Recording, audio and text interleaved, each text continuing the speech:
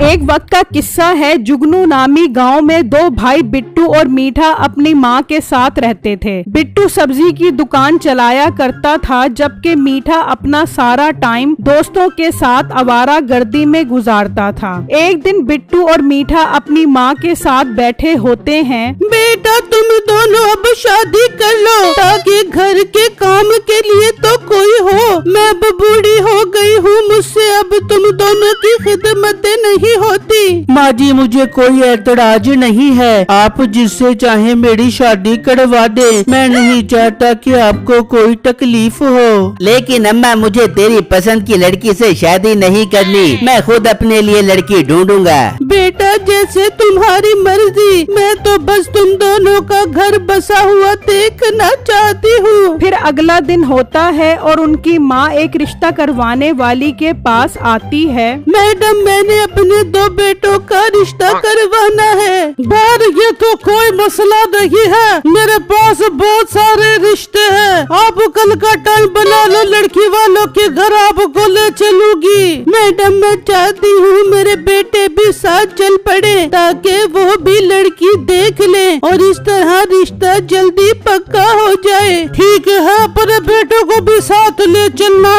वो खुद लड़कियाँ देख लेंगे। ठीक है मैं अब चलती हूँ। उनकी माँ वहाँ से चली जाती है। फिर अगला दिन होता है। माँ पहले बिट्टू को लड़की पसंद करवाने ले जाती है। बिट्टू लड़की को देखकर बहुत खुश हो जाता है। वो लड़की स्मार्ट और खूबसूरत होती है। फिर उसकी माँ मीठे को लड़की दिखाती है। मीठे को लड़की पसंद नहीं आती, वो मोटी जो होती है। अम्मा क्या तूने मुझे मोटी भैंस जैसी लड़की दिखा दी? मैंने नहीं करनी उस मोटी से शादी। बेटा तू से थोड़ी वॉक वगैरह करवाएगा तो वो जरूर पतली हो जाएगी। हाँ मीठे भाई, माँ जी बिल्कुल ठीक बोल रही हैं। मुझे देखे मैं भी तो उस लड़की से शादी के लिए मान गया हूँ। मोटे ज्यादा तेज बनने की जरूरत नहीं है, तेरी वाली स्मार्ट है इसीलिए तो मान गया है। खैर उसकी माँ के बहुत इसरार करने पर मीठा मान जाता है। यूँ बिट्टू की छम्मो से शादी हो जाती है और मीठे की नसीबो कैंची से। छम्मो बहुत मेहनती होती है, वो घर के काम भी करती है और कभी कभी बिट्टू की दुकान पर सब्जी बेचने में बिट्टू की मदद भी करती है, जबकि नसीबों को खाने के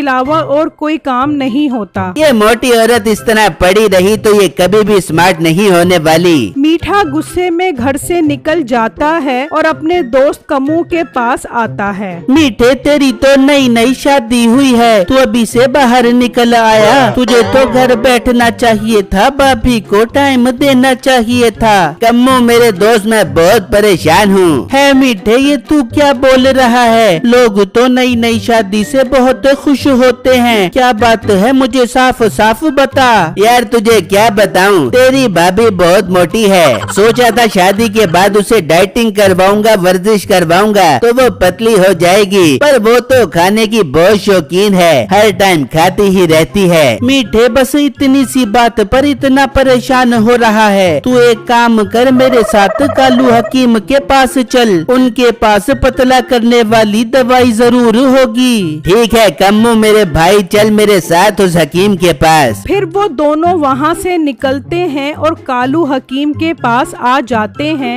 हकीम साहब मैंने गांव में आपका बहुत नाम सुना है कि आप बहुत पाए के हकीम हैं। हाँ बेटा मेरे पास हर बीमारी की दवा है, मेरी दवाइयाँ तो लोग पूरी दुनिया से मंगवाते हैं। बताओ तुम्हारा क्या मसला है? हकीम साहब मेरी बीवी बहुत मोटी है, मुझे कोई ऐसी दवा दो जिसे खाकर वो दिनों दिनों में पतली हो जाए। बस इतना सा मसला लेकर आए हो? बेटा तुम फिक्र मत करो, मेरे पास एक ऐसा शरबत है जिसे पीने से भूख कम लगती है। इस तरह कम खाने से बंदा दिनों दिनों में पतला हो जाता है। ये बात सुनकर मीठा बहुत खुश हो जाता है और हकीम से वो शरबत लेकर घर आ जाता है। आजा मीठे, मेरे शोर में कब से तेरा इंतजार कर रही थी, कुछ लाया खाने के लिए, भूख से तो मेरी जान निकल रही थी। ओ मोटी नाक वाली औरत, क्या हर टाइम तेरा दिमाग खाने के लिए घूमता रहता है? मैं तेरे लिए पतला करने वाला शरबत लाया हूँ, ये पी ले,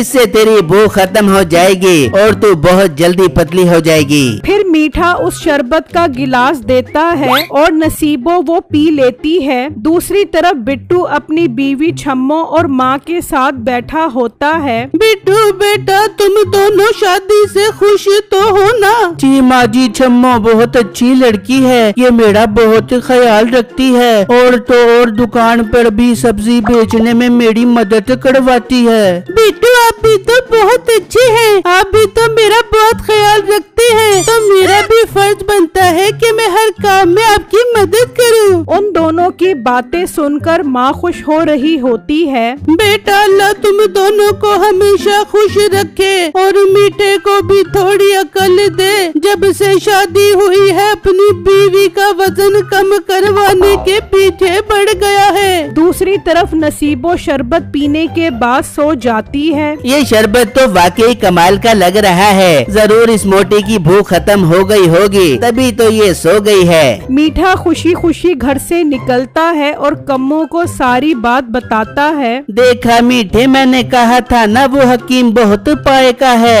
देखिए अब तेरी बीवी दिनों दिनों में पतली हो जाएगी। जबकि दूसरी तरफ नसीबो की अचानक आंख खुलती है। हाय, ये मुझे पहले से भी ज्यादा भूख क्यों लग रही है? मुझे जल्दी से कुछ खाना चाहिए, नहीं तो मैं बहुत कमजोर हो जाऊंगी। फिर नसीबो किचन से चावल लेकर आती है और खाने लग जाती है। तभी मीठा वहाँ आ जाता है। ये क्या मोटी, तूने फिर उठकर खाना खाना शुरू कर दिया? मीठे मेरे शोर, तूने जो शरबत पिलाया उससे तो भूख कम होने की बजाय और ज्यादा बढ़ गई है। ये सुनकर मीठा हैरान हो जाता है और कम्मू को लेकर उसी हकीम के पास आता है। ओ हकीम, तू तो बोल रहा था कि वो शरबत पीने से भूख कम लगेगी, पर मेरी बीवी की भूख तो और बढ़ गई है। बेटा थोड़ा सब्र से काम लो, वो शरबत आहिस्ता आहिस्ता अपना असर दिखाएगा। हाँ मीठे, हकीम साहब ठीक बोल रहे हैं, हर दवाई आहिस्ता आहिस्ता असर दिखाती है। तू कुछ दिन सब्र से काम ले, देखी हकीम साहब की दवाई से भाभी जरूर पतली हो जाएंगी। ठीक है कम्मू, तू बोलता है तो मैं कुछ दिन और सब्र कर लेता हूँ। अच्छा अब मैं चलता हूँ। फिर मीठा वहाँ से निकलता है और घर आ जाता है। मीठे कहाँ से आ रहा है? अम्मा, तूने जो मेरी इतनी मोटी लड़की से शादी करवाई है उसको पतला करने की कोशिश में लगा हुआ हूँ। हकीम से पतला करने वाला शरबत लेकर आया था। क्या मीठे शरबत पीने से भी भला कोई पतला होता है क्या? अम्मा, हकीम ने ऐसा शरबत दिया है कि उसे पीने से भूख कम लगेगी और कम खाने से वो दिनों दिनों में पतली हो जाएगी। बड़ा अच्छा शरबत लाया है, तेरी बेगम सुबह से अब तक 20 बार तो खा चुकी है। मीठे मेरी बात मान तो अपनी बीवी को रोज वॉक पर ले जा, इंसान वॉक करने से जल्दी पतला हो जाता है। हाँ अम्मा, तू ठीक बोल रही है, मैं कल से ही ऐसा करूँगा। फिर अगला दिन होता है। मीठा नसीबो को वॉक पर ले जाता है और वो नसीबो को बहुत वॉक करवाता है। नसीबो बहुत थक जाती है। मीठे मैं बहुत थक गई हूँ, थोड़ी देर बैठ के सांस तो लेने दे। फिर वो एक जगह पर आकर बैठ जाते हैं। दूसरी तरफ बिट्टू और छम्मो भी रोज वॉक पर निकला करते थे। वो वॉक करते हुए उसी जगह से गुजरते हैं। बिट्टू जी वहाँ देखो, नसीबो बाजी और मीठे भाई बैठे हैं। हाँ बेगम, चलकर देखते हैं वो वहाँ क्यों बैठे हैं। फिर बिट्टू और छम्मो वहाँ आ जाते हैं। मीठे भाई, आप लोग यहाँ बैठकर क्या कर रहे हो? बिट्टू, हम मियाँ बीवी ने आज से वॉक शुरू कर दी है। वाह मीठे भाई, ये तो बहुत अच्छी बात है। वॉक करने से तो इंसान सेहतमंद रहता है। और मोटे, हमने सेहतमंद रहने के लिए वॉक शुरू नहीं की, बल्कि तेरी मोटी भैंस जैसी भाभी को पतला करने के लिए वॉक शुरू की है। मीठे की ये बात सुनकर नसीबो को बहुत गुस्सा आता है। ये मीठे का बच्चा हर जगह मुझे जलील करता रहता है, इसे तो अब सबक सिखाना पड़े बेबी को। बिट्टू और छम्मो फिर वॉक पर निकल जाते हैं। चल मोटी उठ, अब हमने घंटा और वॉक करनी है। मीठे आज के लिए मेरी बस है, मुझसे अब और वॉक नहीं हो बेगी। जाएगी, अब घर चल। फिर वो घर आ जाते हैं। बेगम शोहर की कभी थोड़ी खिदमत भी कर लिया कर, जा मेरे लिए गिलास पानी लेकर आ। ये सुनकर नसीबो सोचती है, ये अच्छा मौका, इस मीठे के बच्चे को पानी में वही शरबत डाल के देती हूँ ताकि ये भी मोटा हो। जब भी क्या सोच रही है बेगम? कुछ नहीं मेरे मीठे, अभी पानी लेके आती हूँ। फिर नसीबो जाती है और पानी में वही शरबत डालकर ले आती है और मीठे को देती है और मीठा वो शरबत वाला पानी पी लेता है। मीठे आज बहुत वॉक करके थक गई, अब जाकर बाजार से कुछ खाने के लिए तो ले आ। बस फिर तुझे भूख लग गई? अच्छा ठीक है, मैं जाता हूँ। फिर मीठा घर से निकलता है और बाजार आ जाता है तो उसे भी अचानक बहुत भूख लगती है। ये क्या, मुझे इतनी भूख क्यों लग रही है? फिर मीठा चावल वाली दुकान पर आता है। भाई जल्दी से चावल की एक प्लेट दे दे, बहुत भूख लग रही है। अच्छा भाई अभी देता हूँ, गरबा गरबा चावल की प्लेट।